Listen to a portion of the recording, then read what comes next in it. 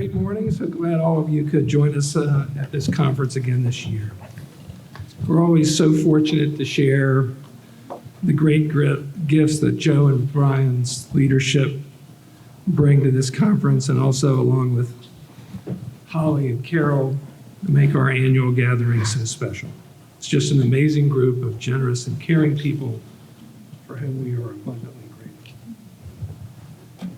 When we gather together for our conference each year, we recognize that the ingredients that make a conference amazing and informative and inspiring are the friends we again get to see and the mutual respect that we have for their talents and insights. We were just blessed by the remarks of Attorney General Barr, who detailed some of the many challenges that we have in society today. And as lawyers, we tend to think about these challenges from the perspective of legal practitioners. We bring our skills, as U.S. Attorney Pack does, to his work every day to try to deploy the talents of our colleagues to find issues that afflict our society. The law can only do so much to solve these problems. My wife Laura and I have had a journey of faith this year. Both of us have accepted Jesus Christ as our Savior. And a lot of these problems, while they can be solved by the law, require more than the law to resolve. And so it's an honor to be here with all of you and try to use both our personal efforts together with our legal skills to make the society that we live in a better place. We're lucky that the next panel is chaired by our good friend, BJ Pack. BJ has been someone who has cared about this community for a very long time. He has spent his life in service of others for many years, both as a private practitioner, as a former federal prosecutor and assistant U.S. attorney in the office, and now the United States Attorney for the Northern District of Georgia. Because BJ served as an assistant U.S. attorney, it makes him a uniquely qualified leader for all of the trial lawyers who work under his leadership to solve some of the problems that Chris and BJ will talk about today. And it's a real privilege, BJ, to have you here at this conference to address how you're doing that. BJ has been consistently recognized by his peers as one of the best lawyers in this state and in the country.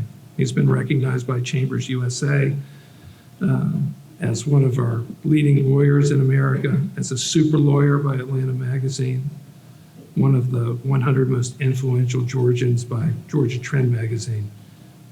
BJ received his law degree, Order of the Coif, from the University of Illinois College of Law. He also served as notes editor for the recent decision section of the Illinois Bar Journal. His law school named him the Distinguished Alumnus of the Year.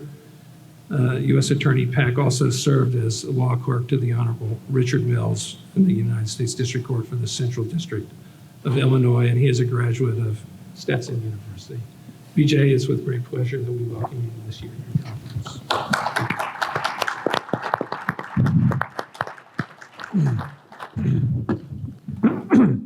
Thank you, Mitch. It's always great to be back at this conference to see so many friends and our colleague on the other side of the bar. It's kind of strange for me because I was that side of the bar until 2 years ago. But I'm glad to introduce my colleagues on this panel. I think that you'll have a diverse view on some of the enforcement priorities of the various U.S. Attorney's offices and of the Department of Justice that may be of interest to your practice. I want to start off by introducing a short introduction of Charlie Peeler, who is the United States Attorney for the Middle District of Georgia, who's based in Macon. He actually is a resident of Albany. And he was sworn in November 22nd in 2017 after being Senate confirmed. Previously, he was in private practice, starting with King and Spalding, and then he moved with his family to Albany, Georgia, and started a litigation boutique where he had a very successful career handling various types of cases, including criminal cases in the Middle District, Georgia, and elsewhere. Mr. Peeler is a double dog. He received his law degree cum laude from the University of Georgia, and then he also received his undergrad in biochemistry and molecular biology from the University of Georgia. What? Previously, he also served on the Judicial Nominating Commission and was appointed by Governor Deal to that role. To his right is Jay Town, who is the United States Attorney for the Northern District of Alabama, and he became the U.S. Attorney after he was confirmed on August 3rd of 2017, and he was sworn in about 8 days later. Actually, Jay has the distinction of being the first group of U.S. attorneys confirmed, so he has seniority over all of us, not by much, but a few. It's a lot. Basically. Previous to becoming U.S. Attorney, Mr. Town worked as a former judge advocate from the United States Marine Corps, and he was also an assistant district attorney, county district attorney from Madison County from 2005 on. And when he was one of the senior leadership there, handled one of the most complicated cases. And then he was actually very instrumental, and the reason being is he has served our nation in the Marine Corps for 12 years and was honorably discharged in 2008. And he translated that public service into his assistant district attorney role. He was instrumental in finding forming the county veterans court for Madison County. And so he's a revolutionary in that regard. And his leadership kind of translated into his public service, and also he served on charitable boards. And he's with us today because he's actually having another meeting of Wounded Warriors, I believe, that he serves on the board. And importantly, he serves on the board of the Congressional Medal of Honor Foundation, an organization that recognizes living Medal of Honor recipients. He earned his bachelor's degree from Notre Dame. He's not a fan of football or Notre Dame at all. And he received his Juris Doctorate from Seton Hall University School of Law in New Jersey. Now, Bobby Christine, another veteran, was a U.S. attorney. He's a U.S. attorney for the Southern District of Georgia. He was sworn in November 22nd, 2017, I think the same day as Charlie. He's previous to his current role, he worked as, he was appointed the judge of the Magistrate Court of Columbia County since 2005. And at the same time, he maintained a private practice at Christine and Evans from 2005 to 2017. He's also in the JAG. Actually, he's been an Army reservist since the age of 17. And he's now the state judge advocate who was appointed by Governor Deal. So he basically is the top JAG officer for the Georgia National Guard and also in the Army. And he received many commendations.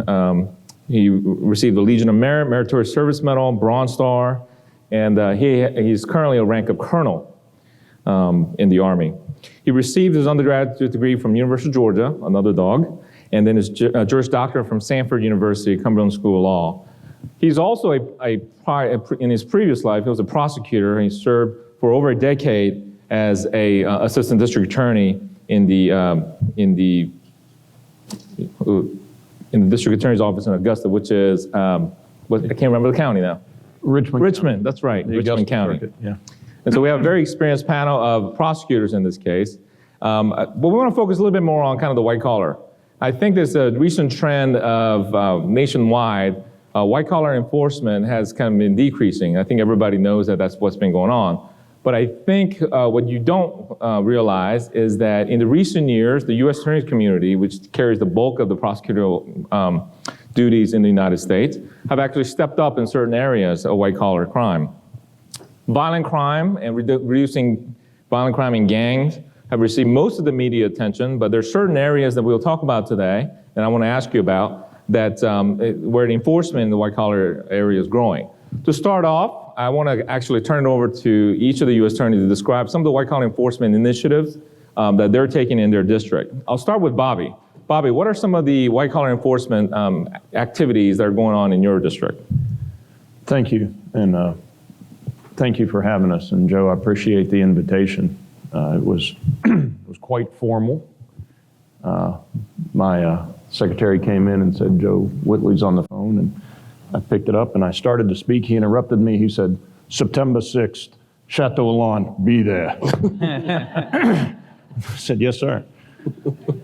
So one of the things we did structurally, and I know mine's not the only office, but not long after taking over, we kind of reinvigorated dual proceedings, parallel proceedings, and have several of our prosecutors who have a foot in both the criminal and civil side, not only for efficiency's sake, but also speed of action. I think what I call in the office flash to bang time had to shorten. In order to be relevant, we had to move more quickly, not only because technology that criminals are using on the bad side, but also showing relevance on the civil side. That doesn't mean being hasty and leaving a penny on the table. It just means moving with purpose and so that we can expand capacity and get more done. One of the first things we did, which perhaps in the district was revolutionary, but certainly not new to the department, we combined our asset forfeiture division, our employees in that division, with our financial litigation unit, creating an asset recovery unit.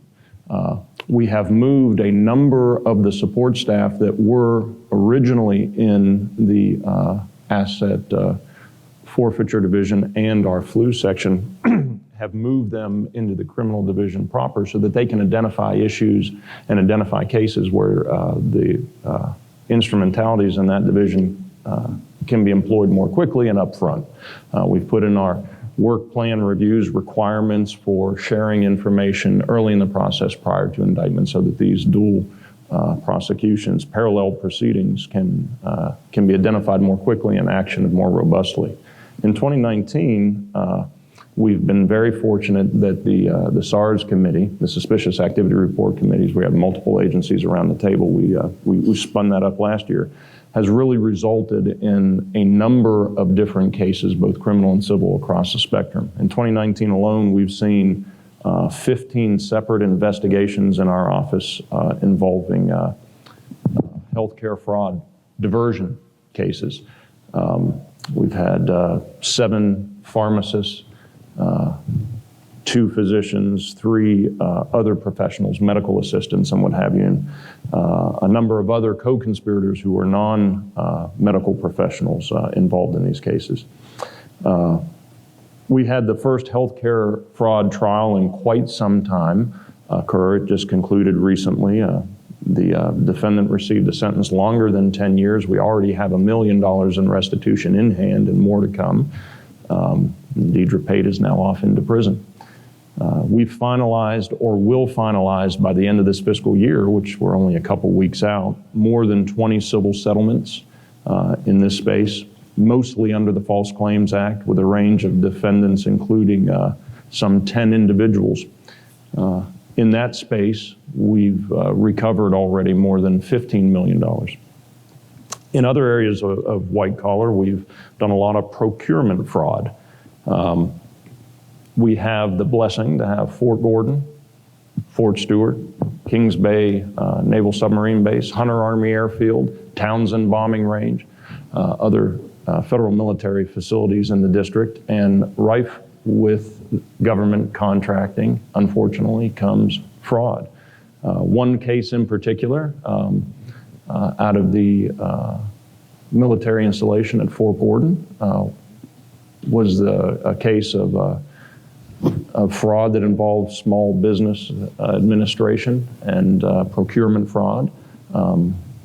7 individuals in that instance have already been sent off to prison.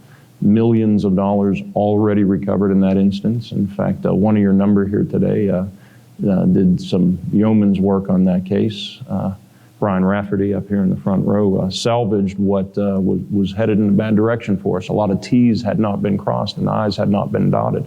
And by the time Brian was able to jump in that case and turn it around, he really did some good work to salvage a very big network salvage a case of a very big network of thieves, just thinking the government till was there for their taking. Trade secrets, money laundering, wire fraud is something that we're really getting after. I won't speak too specifically, but how white collar bleeds over into our port facility and inland port facilities out of Brunswick and Savannah. That's a big space we're operating into. Again, our SAR unit, the Suspicious Activity Report Unit, has facilitated a number of these prosecutions. I've learned, encouragingly, and I've shared this in other forums with my peers before, that I've learned from the Secret Service that if we can identify these wire irregularities within the first 72 hours, if these reports are made, for instance, by closing attorneys where the money doesn't end up where it's supposed to go, instead of being embarrassed, lean forward, let us know. The Secret Service has a 98% recovery rate within the first 72 hours to be able to reclaw those already digitally transferred funds. It's pretty impressive stuff. It falls off dramatically after 72 hours. We're prosecuting currently a green dot card, if you're familiar with those frauds. And also the only case my children have cared about is one where my name ended up in Sports Illustrated. During the Masters, we had a family, literally a family of criminals fabricating tickets, getting personal identification information, and creating a fraud net to duplicate tickets, sell them on the open market, and of course do that fraudulently, and we were able to bust up that ring, again, through our SARS unit. We're also using, and quite frankly, I will give BJ's team credit for it. I think they were the first one, at least in this region, to have such an order, but we're using community restitution as an option in some of these white-collar cases where the funds available for restitution at the end of the case are dramatic. And so not only making the victims whole, but also making communities which need that sort of support a better place through community restitution, which is a kind of a detailed thing, but you kind of crack the code on that, and we've stole that. But those are some of the things we're seeing in the Southern District. Mm-hmm. Now, Charlie, Bobby spoke a lot about opioid, and I know your district's been one of the leading districts using False Claims Act and healthcare fraud prosecutions. What are some of the areas of enforcement that you focused on since you've been U.S. Attorney?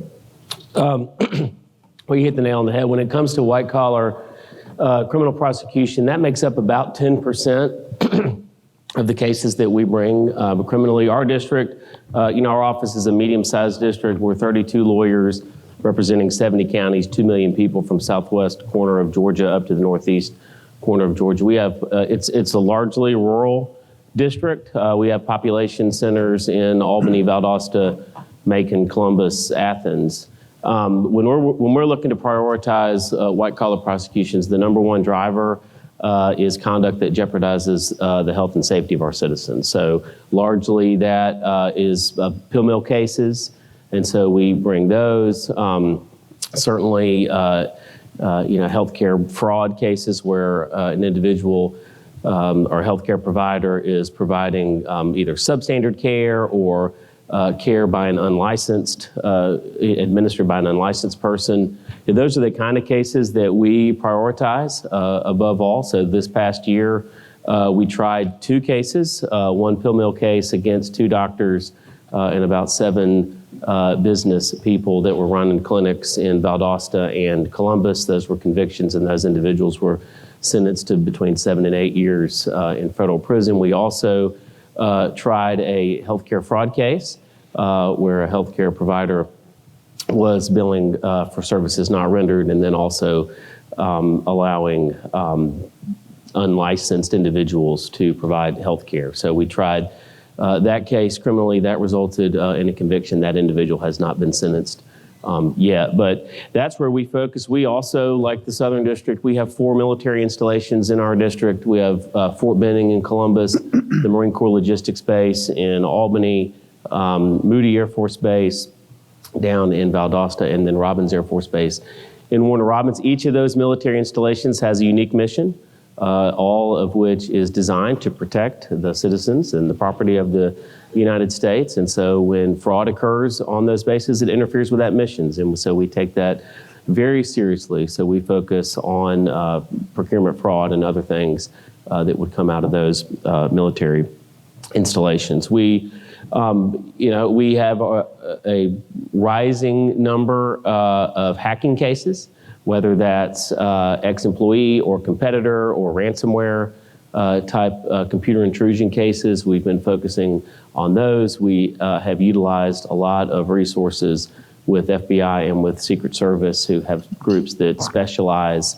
in those kind of cases. And then the last group that, kind of the last collection of cases that really we are increasing our focus on are what I'll call scammers. So that's, we have most of our district, because it's rural, it's largely an aging district. And so sometimes the elderly are the most vulnerable when it comes to some of these Facebook scams and internet scams, kind of like what Chris was talking about. And so we focus on those. And that's a two-prong approach for us. Certainly the cases that we come across, we prosecute those, but then we also have deployed a lot of resources to try to educate people in these vulnerable groups like the elderly as to the type of scams that are out there and things that they can do to try to ensure that they don't become victims. That's, I think, a component of fighting that world that is as important as actually prosecuting, is to try to educate and prevent. So those are the things that we've been focusing on. To close out the loop on the opioid thing, I know, Jay, your district and you personally have been involved in a regional approach in a strike force. Could you talk to the audience a little bit about the role and what the strike force is doing? Yeah, so the department has created just a couple of strike forces around the country where there's been sort of a heavy concentration of prescription opioid abuse. As most of you know, we have sort of hyper-accurate pill data, prescription data, and that allows us to at least develop some targets to take sort of a closer look at. But one of the strategies that would be helpful to a white-collar criminal defense lawyer that we've employed is speed. It's at least helpful for you to know. It's not helpful for you as counsel. When I got to, as a sort of a juxtaposition, when I got to the office after I was confirmed, we had a healthcare fraud case that had been going on for 2.5 years roughly without an indictment. And I told my first assistant, let's shut it down or indict somebody, because it's taking all of these FBI and office resources with absolutely no results. And sure enough, we've gotten now about 11 informations filed on that case.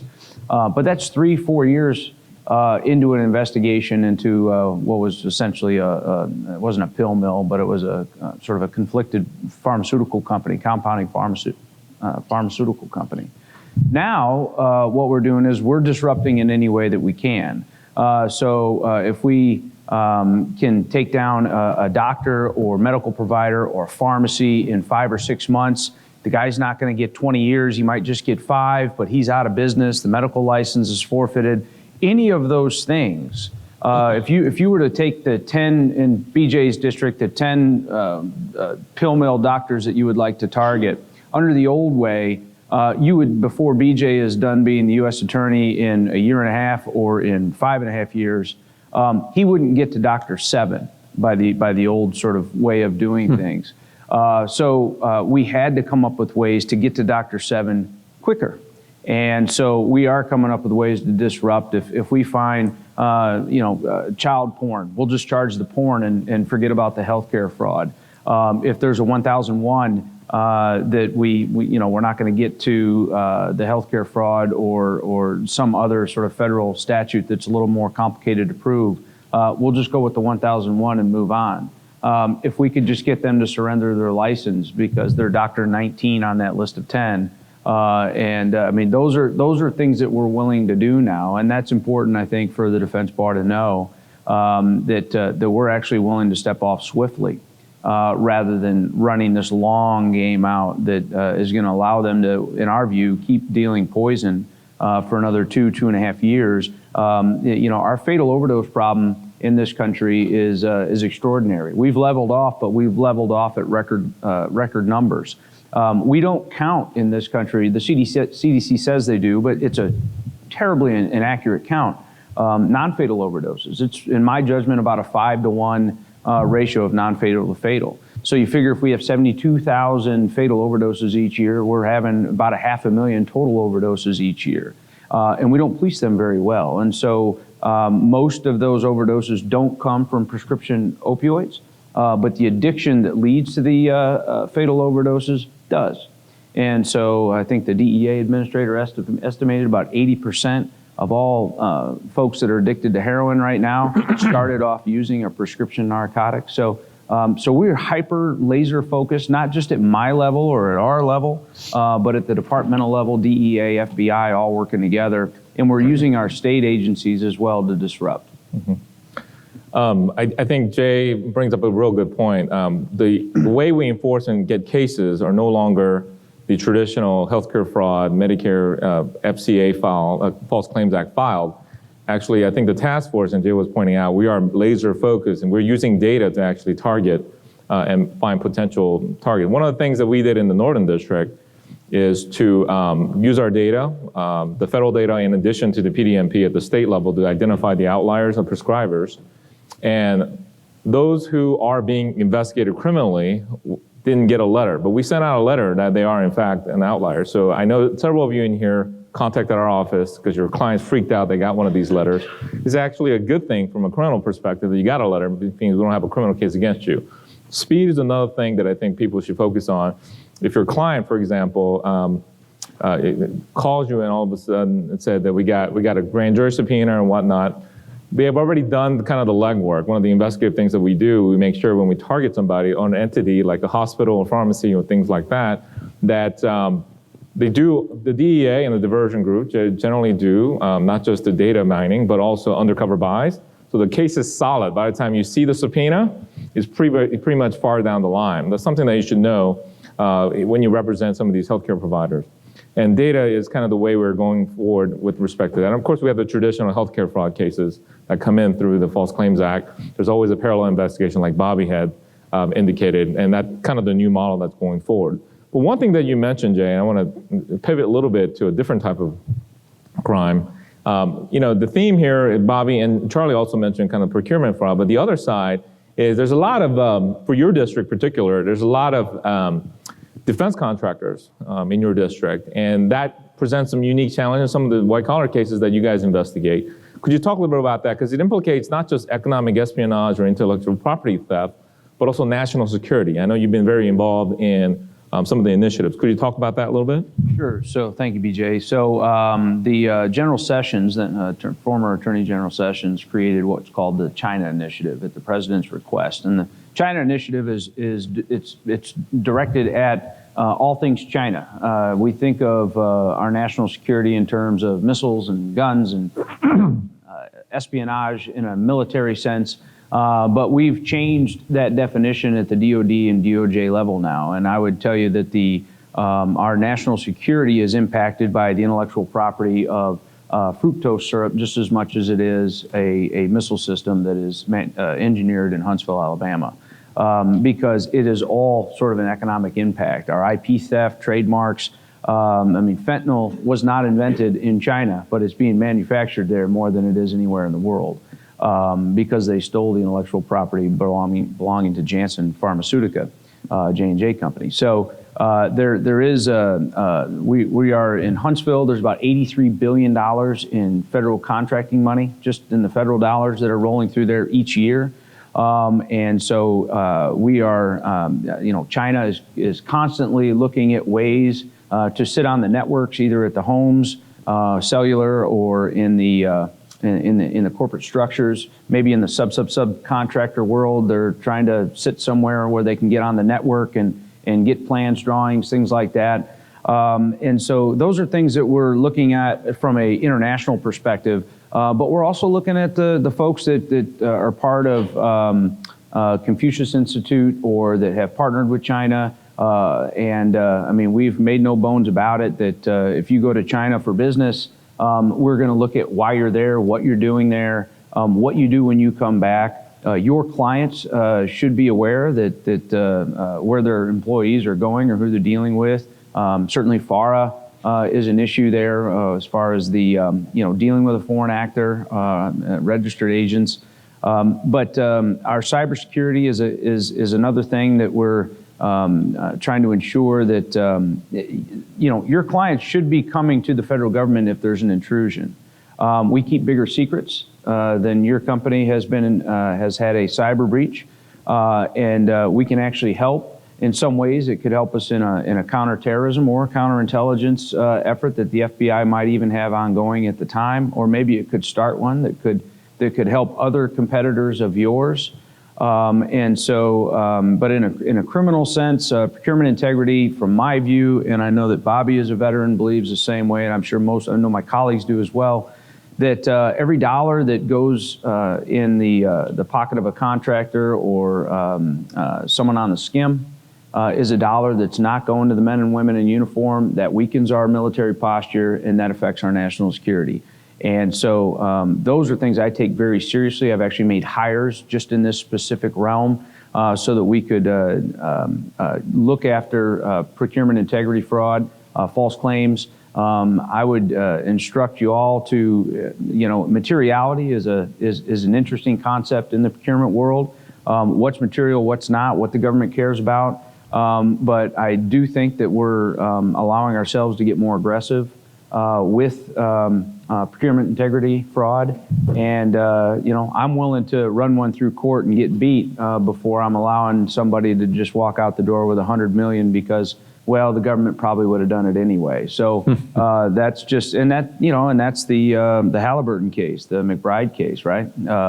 And so we, no, you don't know anything about it. I'll explain it after we're done here. But it's just something for your clients to consider, for you to consider as counsel. And let me follow up on that too. As it relates to cybersecurity, a lot of you in the room, you have corporate clients, both large and small, publicly traded, closely held, whatever. And it's not a question of if, it's a question of when there's a cyber intrusion to where some integral part of the business is taken. And one thing that I would encourage all of you to counsel your client on, and that is involve law enforcement early. Yeah. Next month, we're hosting our first annual executive level cybersecurity roundtable over in Columbus, where the top leadership of companies over there like TSYS and Aflac and Synovus and places like that will be there. And that's the message. We're going to have prosecutors from our office. We're going to have cybersecurity intellectual property specialists from Main Justice down. We're going to have FBI folks and Secret Service folks and other law enforcement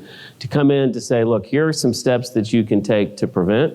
Here are some things that you can do when it happens, and here are the names and faces and phone numbers and contact information of the individuals who we encourage you to please involve sooner rather than later. There are things that federal law enforcement can do to try to get data back, to get information back, and to punish wrongdoers, regardless of where they're located.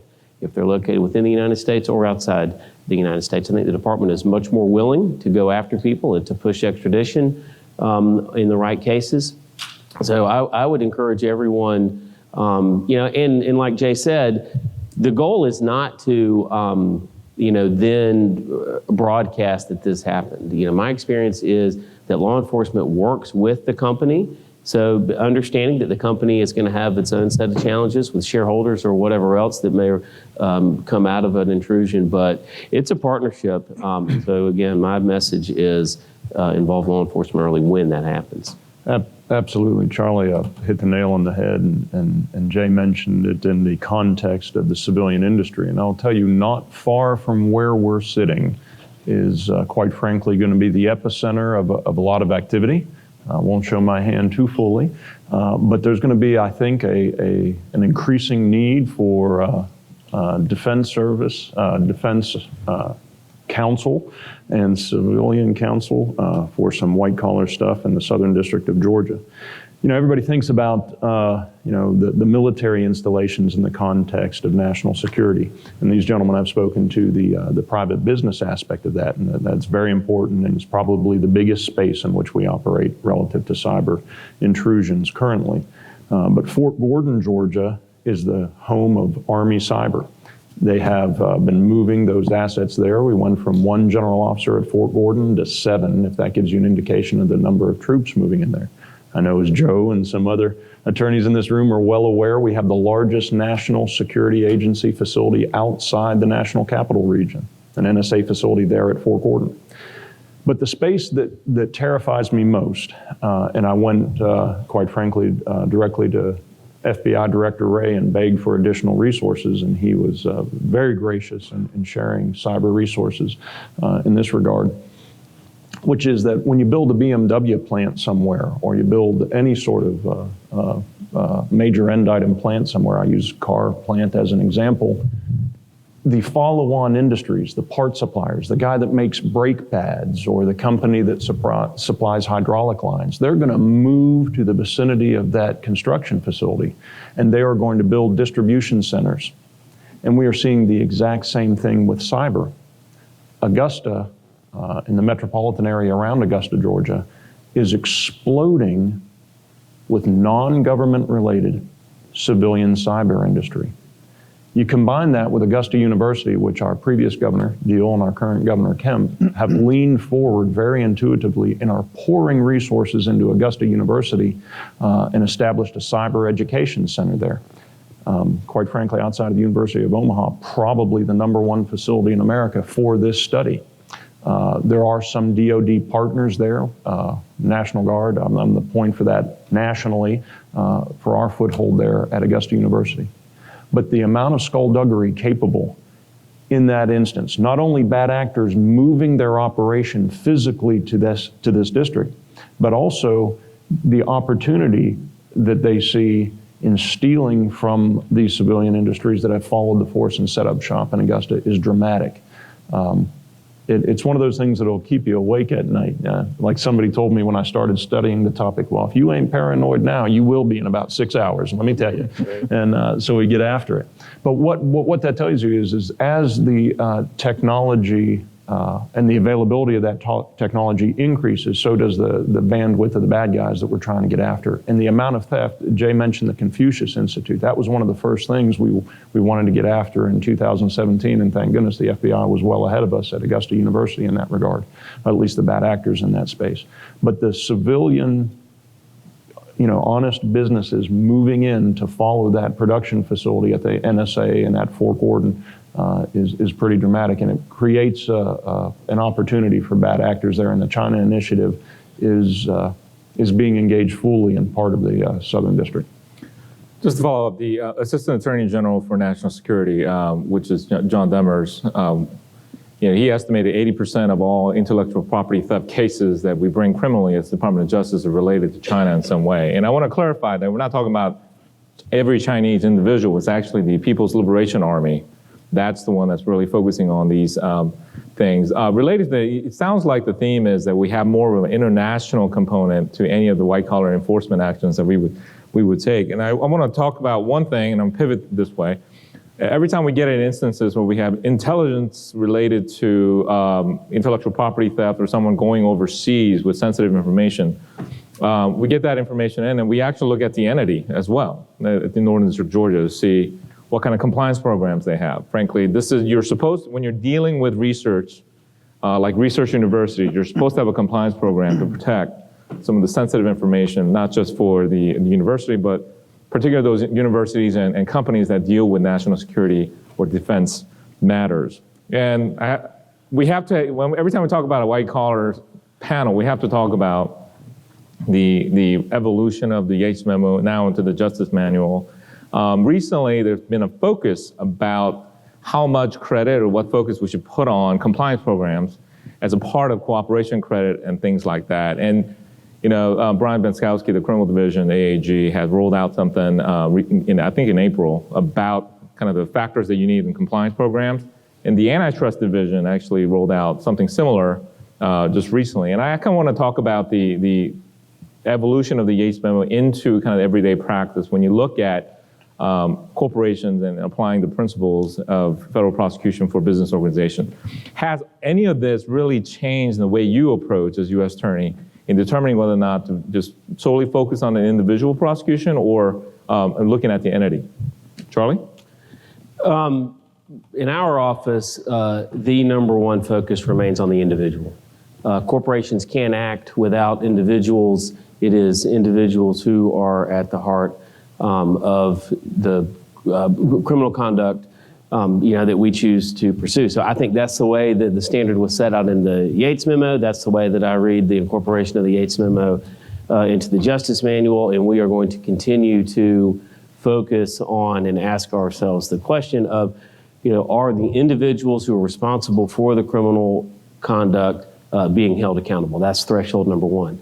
So then we look at other factors in determining whether to also charge the corporation. There's, of course, the Philip factors, and how widespread is the conduct, what type of compliance programs were in place, and the other, what was the nature of the harm, what's the history of the company. All of those Philip factors are certainly considered. They're fence posts, they're guide posts. No one particular factor is dispositive, but they're certainly all that, we certainly consider all of them. When it comes to compliance programs, that's normally in the context of cooperation credit.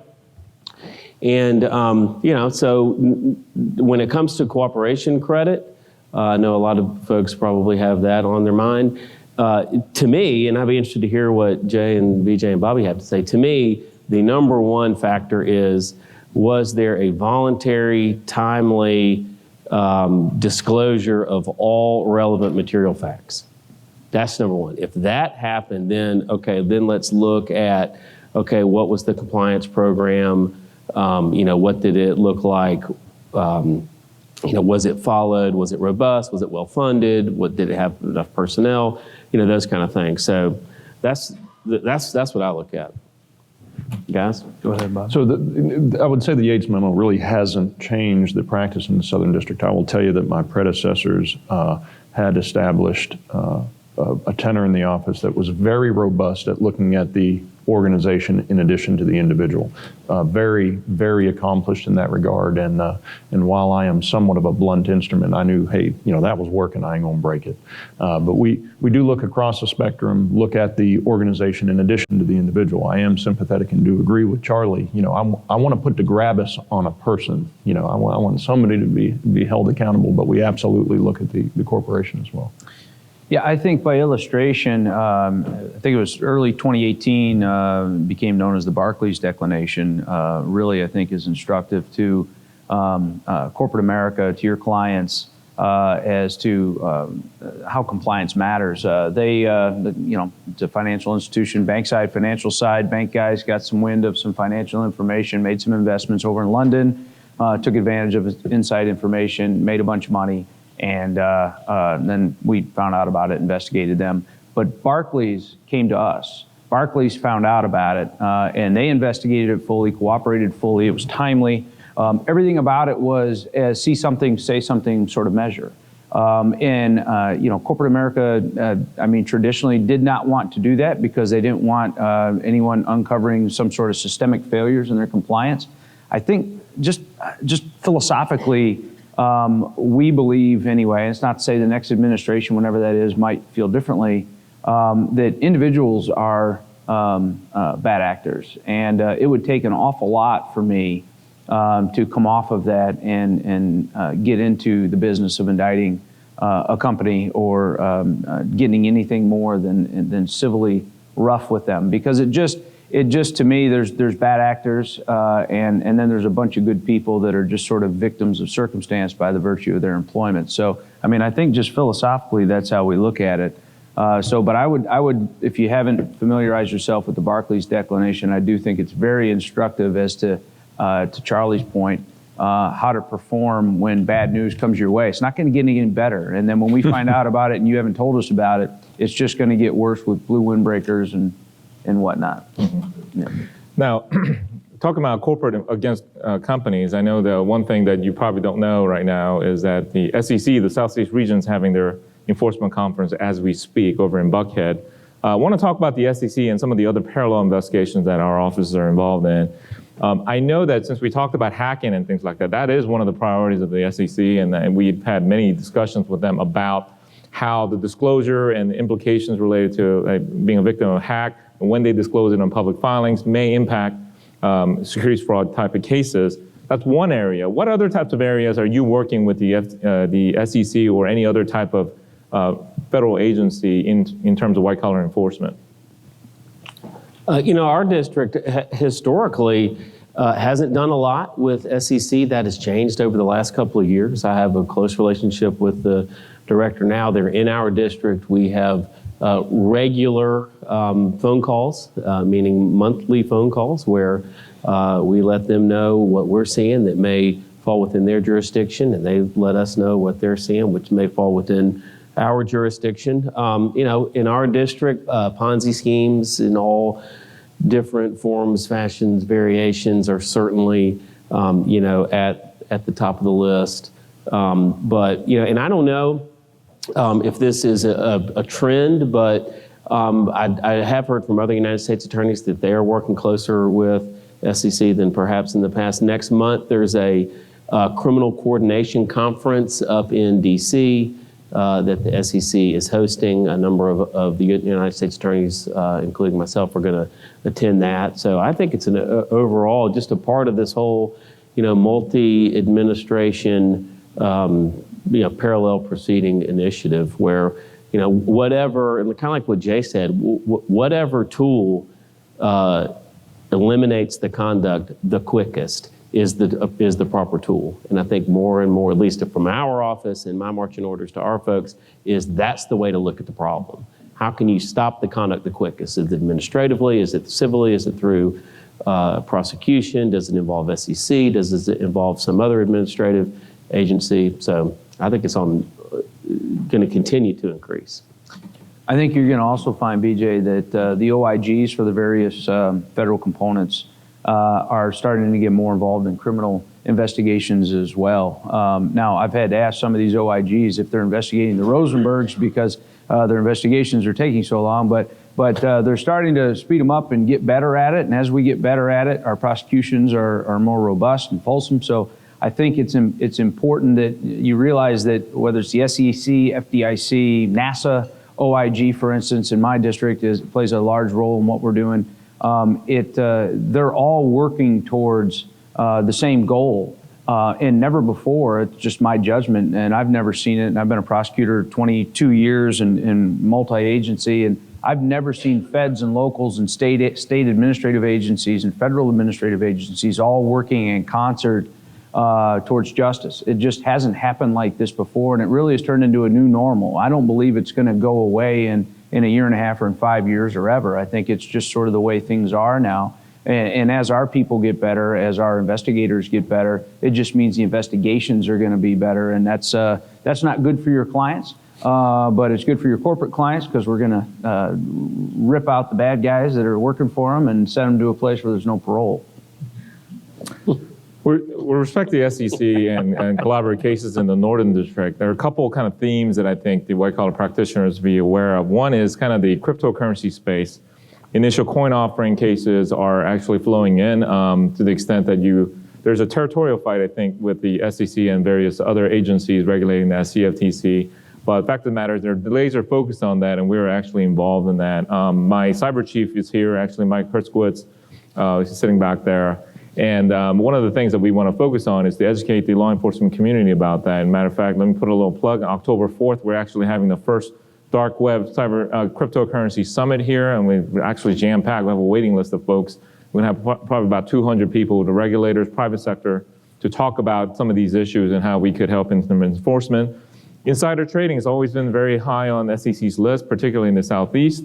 And related to hacks. And I think you guys are familiar with the insider trading cases that our office and the SEC have brought against some of the insiders at Equifax hack. That remains one of the top priorities. And I think Jay had a very big success recently with the SEC with respect to investment advisor fraud. So the SEC has been focusing on those type of emerging trends. And one area that I would focus also on with you that we at the U.S. Attorney's Office focused on is municipal finance has been an area that you may not have heard much about, but particularly with the cross-section between municipal finance and public corruption enforcement that our office is doing. So we are actually looking at that, and I think that's going to be a hot area. Taxes and bonds and bribery and things like that related to that enforcement. I know the SEC is focused on it, and I think you might see some of that trend. Now, we're nearing the end of our time, and I kind of wanted to leave time for questions that you have, but what I wanted to do is kind of ask the U.S. attorneys here, given the fact that we've been there for a little over 2 years, or actually a little over 2 years, almost 2 years, that look into the crystal ball. And we know we have a new Attorney General, a new DAG right now. What do you foresee as some of the hot areas of enforcement going forward for the white-collar practitioner or the general public should know about? I think Bill Barr is very focused on elder justice and elder fraud. I think you're going to find that the nursing homes are going to be a sort of a focus for us, and the types of frauds that are coming out of that, not just in terms of billables, false claims to Medicaid, but also in the administrators there and the way that they're handling their business with private funds. So that I think is a lucrative practice for some of you, perhaps, going forward. No, I agree with Jay. Any fraud that impacts the health and safety of the citizens directly, that's going to continue to be at the top of our list. I'm with Jay 100%. The Attorney General Barr, he has kept the priorities of General Sessions in place, but he's taken a yellow highlighter to elder justice. So I think that you'll continue to see, whether that is in the providing substandard care that harms the elderly, or whether it's what I'll call the group of scammers out there who focus on the elderly as vulnerable victims. I think you'll continue to see increased prosecutions in those areas. I think all of that is correct, and would hearken back again to the speed at which we can bring our forces to bear to be relevant. It's pretty timely you're talking about conducting training up here on the 4th. It's eye-opening the integration between white-collar crime and the use of the dark web.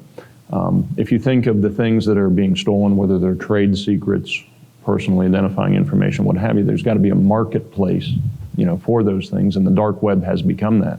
And I've learned a great deal and seen an increase in the amount of, quite frankly, the marketplace that is the dark web. In fact, we were able to land a glove on one group of bad guys that we probably wouldn't have even 12 months ago.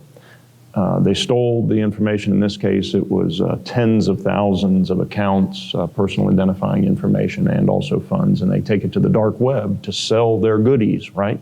But the dark web is now progressing. It's maturing to the point that it becomes a marketplace in which there's actually haggling. If he had been able, this one bad guy had been able to take the product, what they had stolen, get it on the dark web, and sell it as quickly as history had told us they were able to, we would have never been able to land a glove on him. But now it's become a marketplace where there's actually bidding, and people saying, no, man, we actually have the data where one of the guys who was looking to purchase on the dark web says, man, that's inflated. That's about 20% more than I'm willing to pay. And the day and a half it took him to negotiate this sale enabled the Secret Service to get in there and grab them. So I think, in addition to everything my peers are saying, is that the emphasis holistically, multiple agencies, most of which are under the DOJ umbrella, being able to shorten our flash to bang time and get to the dark web in time to claw back some of these issues. And while we don't have time to talk about it, the elder abuse initiative is also involving the dark web, because a lot of the things they're stealing, typically wealth from some of these elderly folks, again, are being packaged up and moved digitally through the dark web. So I think, I salute you, BJ. That is very intuitive and timely, because that's the new battlefield. If I could look into the future, I think public corruption prosecution would be red hot, continuously red hot, at least in my district. With respect to elder justice, I think you're going to see many more cases, not just the nursing homes. one of the things that we're looking at in our office is complete failure of care as a theory of a false claim to the government. So nursing homes are in fact targets and criminal targets, not just civil enforcement. We're looking at that. The other thing, I think that you saw a theme here of procurement fraud, right? I think it's going to be red hot. You're going to see some new players that come into this space. Particularly, what I sense being part of the white collar subcommittee of the AJC is that I think the antitrust division is going to get dip their toe into this area, and the enforcement is going to be red hot onto this. And lastly, I think that you're going to see some tax fraud enforcement ramp up, particularly because the reason some of the tax cases did not come about in the past is that the IRS and TIGTA have suffered a drain of kind of experienced agents retiring as part of the sequestration in during the President Obama's administration. But they've hired back up, and I'm seeing more and more referrals in that regard. So if I could see the crystal ball, and I would imagine that those areas of enforcement will be red hot in the next few years. I think that's it. I would like to turn it over to and open the floor for any questions that you may have. Yes, Joe? A question, BJ, to the group about, there's so many other topics, and this is a splendid panel. Thank you for the presentations. Who is your favorite? He always needs some type of, Since support. Joe is my predecessor, of course I'm his favorite, right? Yeah, Well, no, Joe is my predecessor. that is true as well. Okay, so this will be disclosed at a time to be determined later, but the immigration world is something that's on a lot of people's minds. And just wondering about every district's a little bit different in the footprint we're talking about, but can you talk about immigration? Sure. The question was, in terms of the enforcement in the immigration laws, Joe wanted to know what kind of initiatives or enforcement dedication that we have. Okay? Yeah, I mean, I think that we're just going to continue to follow the law. We don't have any sort of sanctuary areas in my district. Our removal orders, we get them on a plane as quickly as we can. We are prosecuting reentry cases, which I think is important to do. If we don't do it, then we fail to send any deterrence message to the legal immigrant community. So there has to be some sort of consequence for illegal reentry. We're also prosecuting a lot of 922s, illegal immigrants with firearms. I got zero tolerance for felons, mental health folks, and illegal immigrants and the others with firearms, because folks with guns they go bang, and bad things happen. So those are things that I think are impactful. The judge can wear the robe and sentence the individual for what they believe they deserve, but we're not going to pass on the prosecution just because it's easier. And I do think that was done in the past, so that might be sort of a sea change. I didn't really pay attention 2.5 years ago what was going on, but I know very well now that it's a priority of this department. And I'll say this, that HSI's marching orders are to continue to look at proper targets for workplace enforcement. So you saw recently the workplace enforcement action over in Mississippi. It's my guess that we'll all continue to see more of those. The goal is, as Jay said, to enforce the law. The goal is also, though, to hold accountable the business owners who choose to skirt immigration laws by, smuggling individuals and harboring individuals and paying individuals less than what is a relevant market wage. And so I think that those prosecutions will continue to bear out. We're seeing it in the district. Obviously, there's been an emphasis on it. I mean, I can tell you the numbers, and at some point they become almost comical, like a 2,612% increase in those prosecutions in the district. So any is an increase at the beginning. I was taken aback by the paucity of federal agents doing this work. A handful of agents in the state doing this volume of work. Whatever your opinion on the direction that work is taking aside, these folks are the most productive federal agents that you can imagine, just going to work every day and churning it like they are. In our district, I will tell you that just like Jay says, we're going to follow the law. when we are prosecuting those cases, and because we don't have an international border in the Southern District, right? So we're not doing the initial entry cases. No, we're looking at prosecutions of folks who have typically 5, 6, 7 prior deportations, and we're getting after it in this district, and we're pushing those numbers. I'll tell you this: that in those prosecutions, as Jay says, we rarely see that as the only crime. Rarely. There are attached additional felonies that we see in those cases, and we don't just deport. We are prosecuting those felonies, particularly the most serious felonies in those cases, and we rarely see those immigration cases without additional felonies, to include things that are capital in nature, and also, as Charlie has pointed out, they're very well, based upon some things we have in the hopper, probably a lot of corporate involvement in some of this. And I think you'll see that come to bear this fiscal year in our district. Mm-hmm. I think that question is actually very appropriate because we talk about workplace enforcement and corporate accountability. One of the things I think the practitioner should know is that we're not just looking at it in terms of the hiring practices. We have other agencies that are bringing different types of skill set. One of the ways to get a company is to failure to pay taxes, either state or federal. Those are trust fund taxes that we can enforce. We're looking at that in the Northern District of a way of doing that. At the same time, this is where the application of the compliance program and kind of corporate factors come in. Generally, companies that have lax compliance with immigration laws and hiring and things like that get in trouble in this area. But at the same time, we recently had a case where we declined, where we weighed all the factors and decided that charging an entity would actually cause a little bit more harm to the community, and so we decline on that. But the enforcement against the employer is a high priority with respect to immigration laws, and that's something you should be aware of.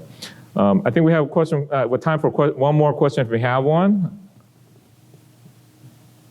Seeing none, thank you very much. Thanks, everybody. Thank you. Good job, Charlie.